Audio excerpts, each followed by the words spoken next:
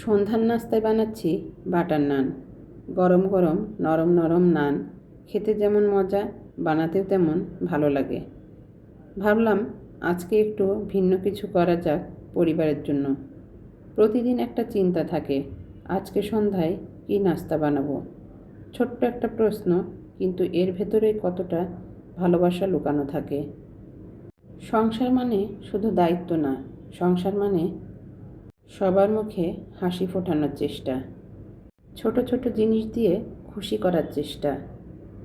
সবাই হয়তো দেখে না, কেউ বুঝেও না, কিন্তু নিজের জায়গা থেকে চেষ্টা করলে সেই তৃপ্তিটা নিজের ভেতরেই থাকে।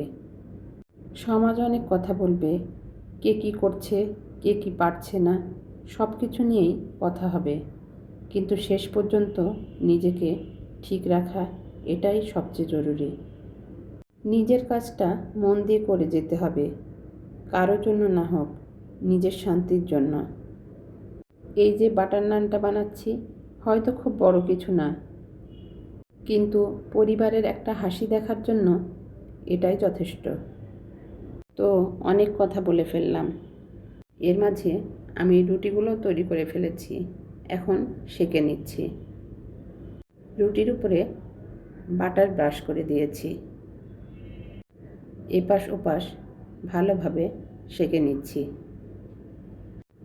তো এই তো একটা হয়ে গেল। এ পর্যায়ে আরেকটা ভেজে নিচ্ছি। আমি ঢেকে ঢেকে রুটিটা সেঁকে নিচ্ছি। এ পর্যায়ে উপর দিয়ে একটু বাটার ব্রাশ করে দিচ্ছি। বাটার নানের ভেতরে আমি একটা পুর দিয়ে সেটা পরিবেশন করব। এই পুরটা দিলে খেতে চমৎকার লাগে।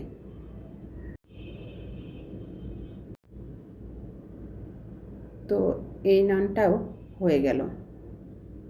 এ পর্যায়ে আমি পুরটা রেডি করে নেব। ঘরে মিষ্টি দই ছিল, সেটা নিয়ে নিয়েছি।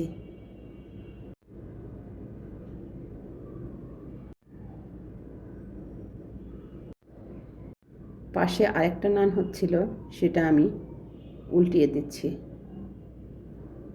এ পর্যায়ে ঢেকে দিব। মিষ্টি দইয়ের সাথে আমি দিয়েছি চিলি সস, টমেটো সস। দইয়ের সাথে ভালোভাবে মিক্সড করে নিয়েছি। এখানে সসের পরিমাণ একটু বেশি দিলে ভালো হয়, স্বাদটা ভালো আসে। এই পর্যায়ে আমি দেব গাজর কুচি, শসা কুচি, টমেটো কুচি, সাথে পরিমাণ মতো চাট মশলা দিয়েছি, সাদা গোলমরিচ গুঁড়া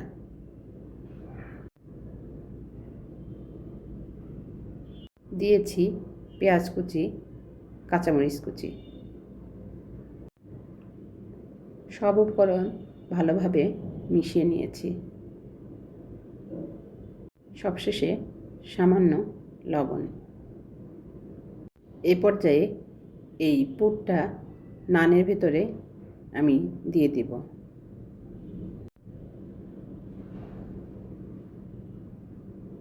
পরিবারের জন্য ভালো কিছু খাবার দিতে পারলে মনটা খুব খুশি লাগে।